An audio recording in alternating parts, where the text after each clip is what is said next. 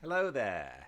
Hello, Marion and A. Giggles and Evelyn and Ali. You were the first names up today, and I'm sure there are others who are joining us as we speak. Welcome all. I'm Gildart, and this is Fireside Reading, where I sit in front of the fire every day and I read to anybody who might like to join us. And we have a lovely group of people who have grown up over the time that I've been doing this, and I'm so grateful for your company. Now, I had said we were going to be reading the Ernest Hemingway book, starting when I finished this book. But I think I've had a rethink of that because I suddenly realized it's Christmas coming up. Why don't we read a little Christmas book? So I looked around for a public domain Christmas title that wasn't A Christmas Carol, and number 2 in one of the lists I read was a book I'd never heard of. It's called Jimsy, A Christmas Kid. And somebody wrote that it is a cross between A Christmas Carol and Anne of Green Gables, both of which I have thoroughly enjoyed reading on Fireside Reading. I read Anne of Green Gables here at the Instagram reading, and I read A Christmas Carol as part of my high-end, you can buy them, premium service, Fireside Readings. And they're both just fantastic books. So I thought, why not give this a go? So we have 3 more days of reading of this book, the Agatha Christie, Roger Ackroyd. So we will read that for 3 more days. And then I might take a day or 2 off. I'll know more about that. And then a little later, but then we'll try this other book. And probably we'll start next Monday with Jimsy. So that sort of makes sense as a plan. So we might not have any reading at the end of the week and the weekend, starting again on Monday. But I'm not sure about that yet. This is just a tentative plan. I'll give you more tomorrow when I know more. And then we will do the Ernest Hemingway after that, when probably at the start of the new year. All right, but very excitingly,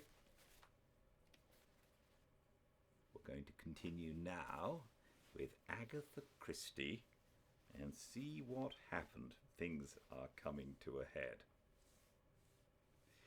Welcome to a Fireside Reading of The Murder of Roger Ackroyd by Agatha Christie. Chapter 23, Poirot's Little Reunion. "And now," said Caroline, rising, "that child is coming upstairs to lie down. Don't you worry, my dear. Monsieur Poirot will do everything he can for you. Be sure of that." "I ought to go back to Fernley," said Ursula uncertainly. But Caroline silenced her protests with a firm hand. "Nonsense! You're in my hands for the time being. You'll stay here for the present, anyway. Eh, Monsieur Poirot?" "It will be the best plan," agreed the little Belgian. "This evening I shall want Mademoiselle, I beg her pardon, Madame, to attend my little reunion. 9 o'clock at my house. It is most necessary that she should be there." Caroline nodded and went with Ursula out of the room. The door shut behind them. Poirot dropped down into a chair again. "So far, so good," he said. "Things are straightening themselves out." "They're getting to look blacker and blacker against Ralph Peyton," I observed gloomily. Poirot nodded. "Yes, that is so. But it was to be expected, was it not?" I looked at him, slightly puzzled by the remark. He was leaning back in the chair, his eyes half closed, the tips of his fingers just touching each other. Suddenly he sighed and shook his head. "What is it?" I said. "It is that there are moments when a great longing for my friend Hastings comes over me. That is the friend of whom I spoke to you, the one who resides now in the Argentine. Always when I have had a big case, he has been by my side, and if he has helped me, yes, often he has helped me, for he had a knack, that one, of stumbling over the truth unawares, without noticing it himself, bien entendu. At times he has said something particularly foolish, and behold, that foolish remark has revealed the truth to me. And then, too, it was his practice to keep a written record of the cases that proved interesting. I gave a slight embarrassed cough. As far as that goes, I began, and then stopped. Poirot sat upright in his chair. His eyes sparkled. But yes, what is it that you would say? Well, as a matter of fact, I've read some of Captain Hastings' narratives, and I thought, why not try my hand at something of the same kind? Seemed a pity not to. Unique opportunity. Probably the only time I'll be mixed up with anything of this kind. I felt myself getting hotter and hotter, and more incoherent as I floundered through the above speech. Poirot sprang from his chair. I had a moment's terror that he was going to embrace me, French fashion, but mercifully he refrained. But this is magnificent. You have then written down your impressions of the case as you went along? I nodded. Épatant! Cried Poirot. Let me see them this instant. I was not quite prepared for such a sudden demand. I racked my brains to remember certain details. I hope you won't mind, I stammered. I may have been a little personal now and then. Oh, I comprehend perfectly. You have referred to me as comic, as perhaps ridiculous now and then. It matters not at all. Hastings, he also was not always polite. Me, I have the mind above such trivialities. Still somewhat doubtful, I rummaged in the drawers of my desk and produced an untidy pile of manuscript, which I handed over to him. With an eye on possible publication in the future, I had divided the work into chapters, and the night before I had brought it up to date with an account of Miss Russell's visit. Poirot had therefore 20 chapters. I left him with them. I was obliged to go out to a case at some distance away, and it was past 8 o'clock when I got back, to be greeted with a plate of hot dinner on a tray and the announcement that Poirot and my sister had supped together at 7:30, and that the former had then gone to my workshop to finish his reading of the manuscript. I hope, James, said my sister, that you've been careful in what you said about me in it. My jaw dropped. I had not been careful at all. Not that it matters very much, said Caroline, reading my expression correctly. Monsieur Poirot will know what to think. He understands me much better than you do. I went into the workshop. Poirot was sitting by the window. The manuscript lay neatly piled on a chair beside him. He laid his hand on it as he spoke. Eh bien, he said, I congratulate you on your modesty. Oh, I said, rather taken aback. And on your reticence, he added. I said, oh, again. Not so did Hastings write, continued my friend. On every page, many times was the word I, what he thought, what he did, but you have kept your personality in the background. Only once or twice does it obtrude, in scenes of home life, shall we say. I blushed a little before the twinkle in his eye. What do you really think of the stuff? I asked nervously. You want my candid opinion? Yes. Poirot laid his jesting manner aside. A very meticulous and accurate account, he said kindly. You have recorded all the facts faithfully and exactly, though you have shown yourself becomingly reticent as to your own share in them. And it has helped you? Yes, I may say that it has helped me considerably. Come, we must go over to my house and set the stage for my little performance. Caroline was in the hall. I think she hoped that she might be invited to accompany us. Poirot dealt with the situation tactfully. I should much like to have had you present, mademoiselle, he said regretfully, but at this juncture it would not be wise. See you, all these people tonight are suspects. Amongst them I shall find the person who killed Mr. Ackroyd.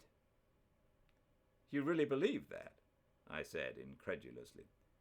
I see that you do not, said Poirot dryly. Not yet do you appreciate Hercule Poirot at his true worth. At that minute, Ursula came down the staircase. You are ready, my child, said Poirot. That is good. We will go to my house together. Mademoiselle Caroline, believe me, I do everything possible to render you service. Good evening. We went out, leaving Caroline, rather like a dog who's been refused a walk, standing on the front doorstep, gazing after us. The sitting room at the Larches had been got ready. On the table were various syrups and glasses, also a plate of biscuits. Several chairs had been brought in from the other room. Poirot ran to and fro, rearranging things, pulling out a chair here, altering the position of a lamp there, occasionally stooping to straighten one of the mats that covered the floor. He was specially fussy over the lighting. The lamps were arranged in such a way as to throw a clear light on the side of the room where the chairs were grouped, at the same time leaving the other end of the room, where I presumed Poirot himself would sit, in a dim twilight. Ursula and I watched him. Presently a bell was heard. They arrive, said Poirot. Good. All is in readiness. The door opened, and the party from Fernley filed in. Poirot went forward and greeted Mrs. Ackroyd and Flora. It is most good of you to come, he said, and Major Blunt and Mr. Raymond. The secretary was debonair as ever. What's the great idea? He said, laughing. Some scientific machine? Do we have bands round our wrists which register guilty heartbeats? There is such an invention, though, isn't there? I have read of it, yes, admitted Poirot. But me, I am old-fashioned. I use the old methods. I work only with the little grey cells. Now, let us begin. But first, I have an announcement to make to you all. He took Ursula's hand and drew her forward. This lady is Mrs. Ralph Peyton. She was married to Captain Peyton last March. A little shriek burst from Mrs. Ackroyd. Ralph? Married? Last March? Oh, but it's absurd. How could he be? She stared at Ursula as though she had never seen her before. Married to Bourne? She said. Really, Monsieur Poirot, I don't believe you. Ursula flushed and began to speak, but Flora forestalled her. Going quickly to the other girl's side, she passed her hand through her arm. You must not mind our being surprised, she said. You see, we had no idea of such a thing. you and Ralph have kept your secret very well. I am very glad about it.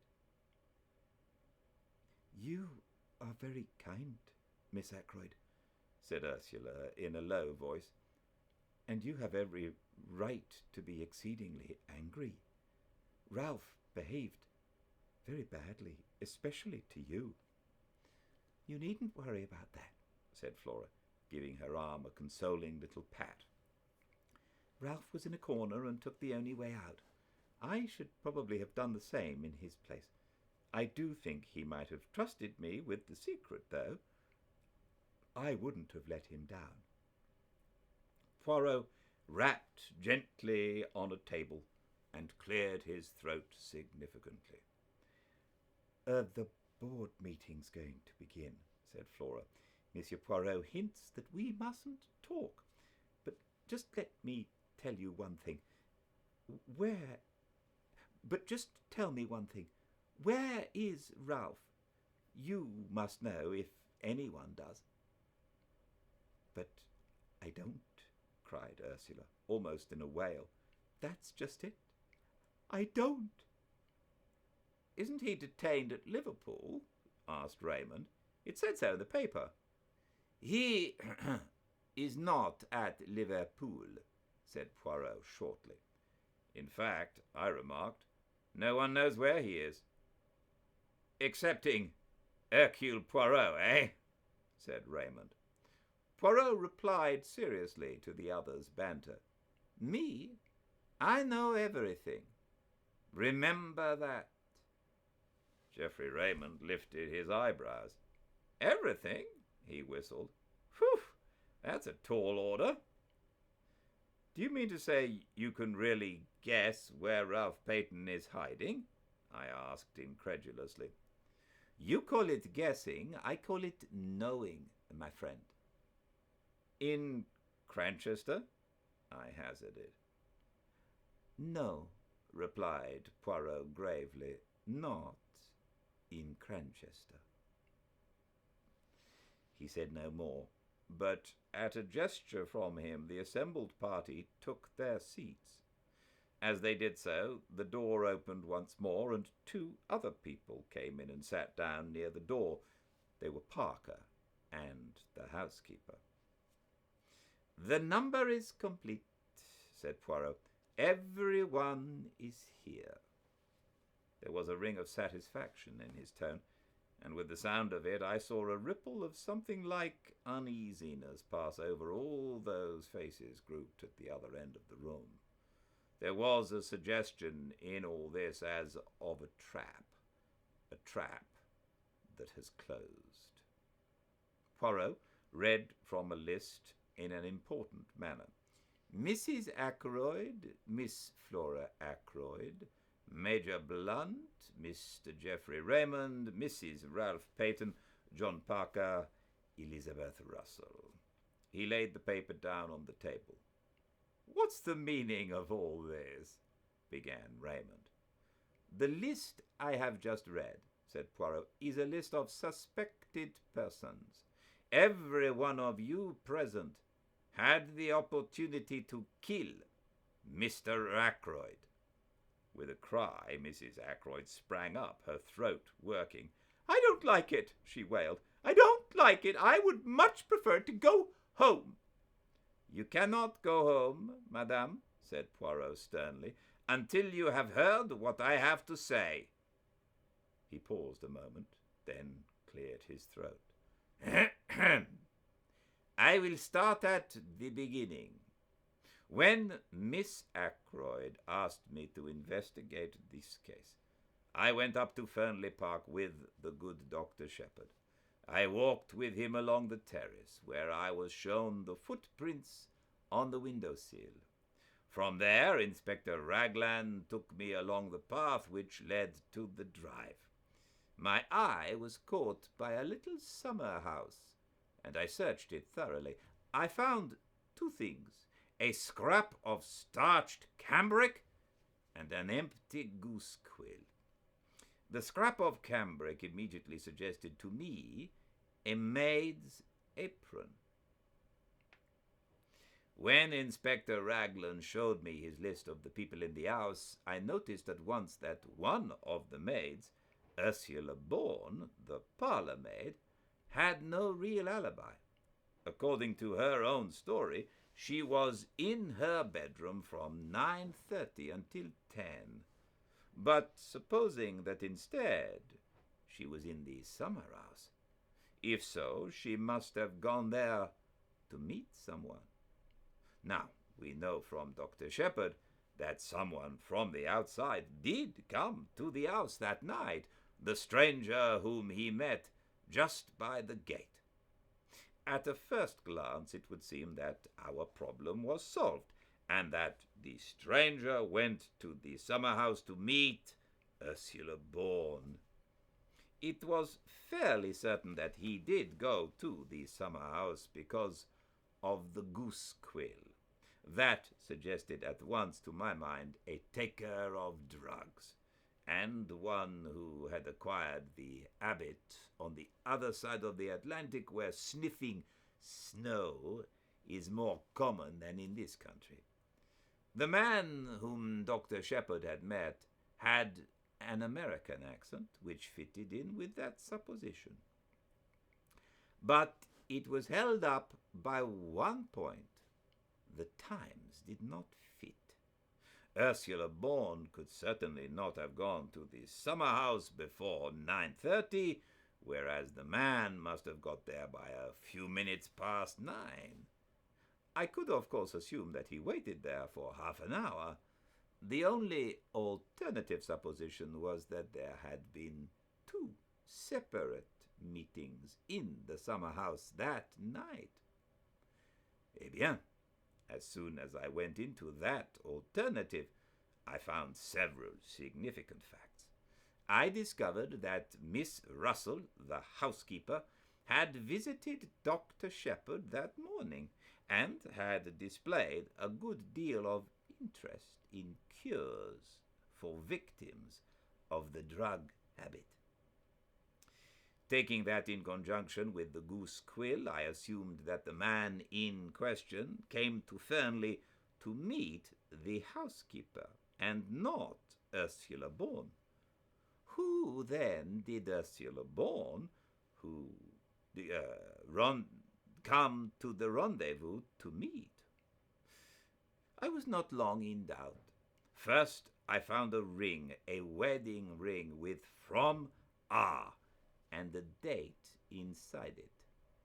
Then I learned that Ralph Peyton had been seen coming up the path which led to the summer house at 25 minutes past 9, and I also heard of a certain conversation which had taken place in the wood near the village that very afternoon.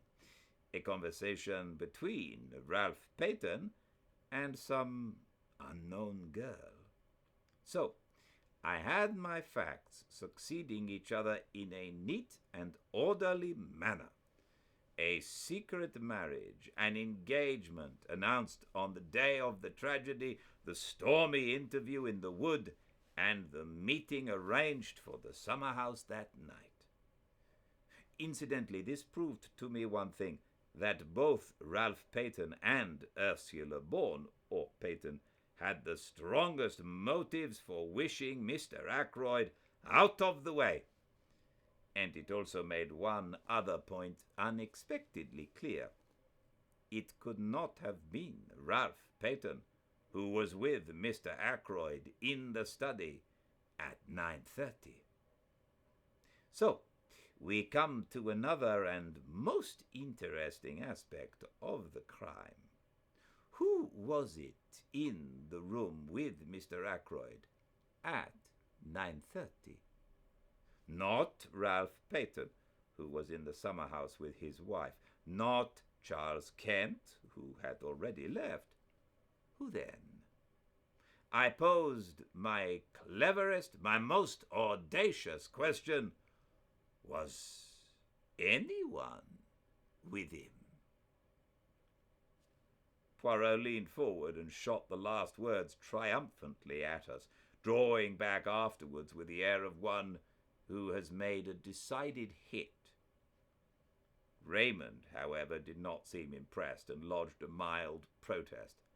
"I don't know if you're trying to make me out a liar, Monsieur Poirot, but the matter does not rest on my evidence alone, except perhaps as to the exact words used. Remember, Major Blunt also heard Mr. Ackroyd talking to someone. He was on the terrace outside and couldn't catch the words clearly, but he distinctly heard the voices." Poirot nodded. "I have not forgotten," he said quietly. "But Major Blunt was under the impression that it was you to whom Mr. Ackroyd was speaking." For a moment Raymond seemed taken aback. Then he recovered himself. "Blunt knows now that he was mistaken," he said. "Exactly," agreed the other man.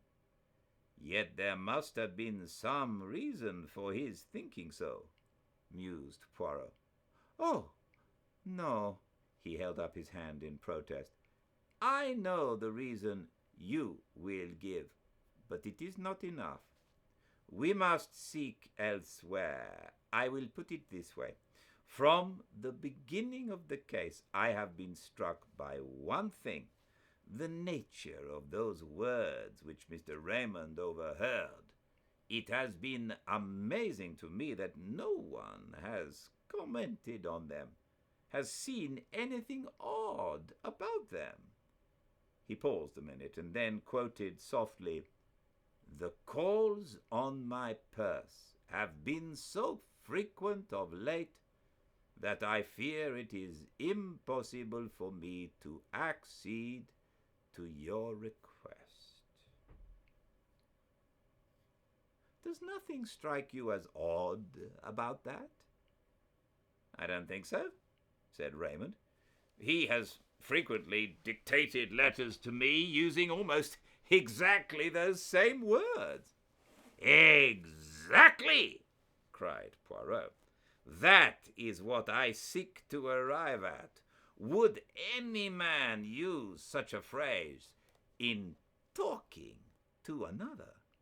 Impossible that that should be part of a real conversation. Now, if he had been dictating a letter—" "You mean he was reading a letter aloud?" said Raymond slowly. "Even so, he must have been reading to someone. But why? We have no evidence that there was anyone else in the room. No other voice but Mr. Ackroyd's was heard. Remember? Surely a man wouldn't read letters of that type aloud to himself, not unless he was, well, going balmy."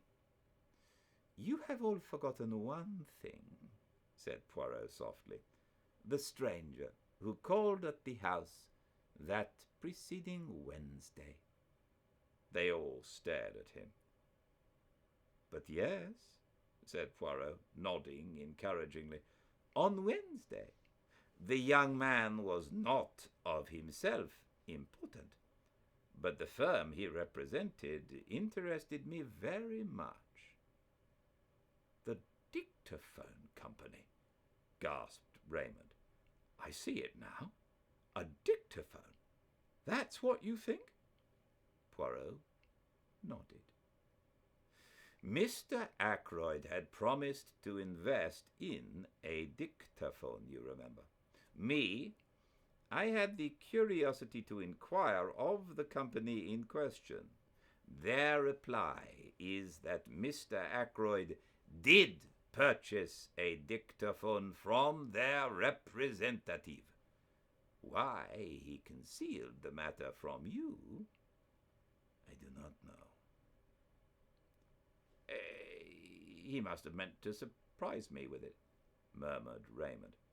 "He had quite a childish love of surprising people. Meant to keep it up his sleeve for a day or so. Probably was playing with it like a new toy. Yes, it fits in. You're quite right. No one would use quite those words in casual conversation." "It explains, too," said Poirot, "why Major Blunt thought it was you who were in the study. Such scraps as came to him were fragments of dictation, and so his subconscious mind deduced that you were with him. His conscious mind was occupied with something quite different. The white figure he had caught a glimpse of. He fancied it was Miss Ackroyd. Really, of course, it was Ursula Bourne's white apron he saw as she was stealing down to the summer house. Raymond had recovered from his first surprise. "All the same," he remarked, "this discovery of yours, brilliant though it is, I'm quite sure I should never have thought of it, leaves the essential position unchanged. Mr. Ackroyd was alive at 9:30, since he was speaking into the dictaphone. It seems clear that the man, Charles Kent, was really off the premises by then. As to Ralph Peyton," he hesitated, glancing at Ursula. Her colour flared up, but she answered steadily enough, "Ralph and I parted just before 9:45. He never went near the house, I am sure of that. He had no intention of doing so. The last thing on earth he wanted was to face his stepfather. He would have funked it badly." "It isn't that I doubt your story for a moment," explained Raymond. "I've always been quite sure Ralph Peyton was innocent, but one has to think of a court of law and the questions that would be asked. He is in a most unfortunate position.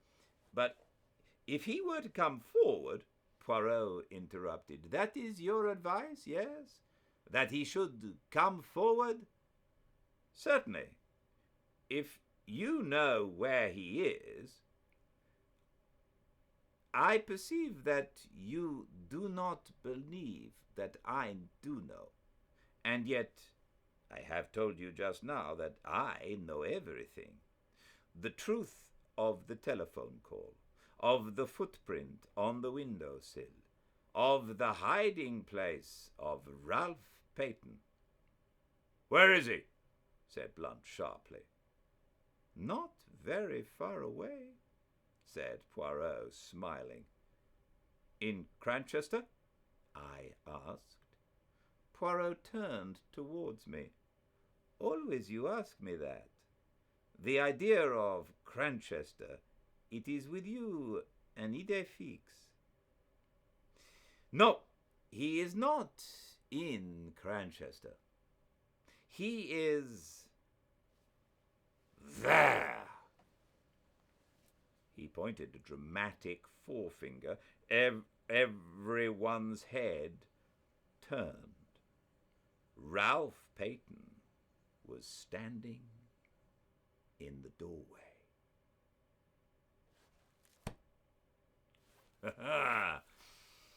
Well, 2 more readings.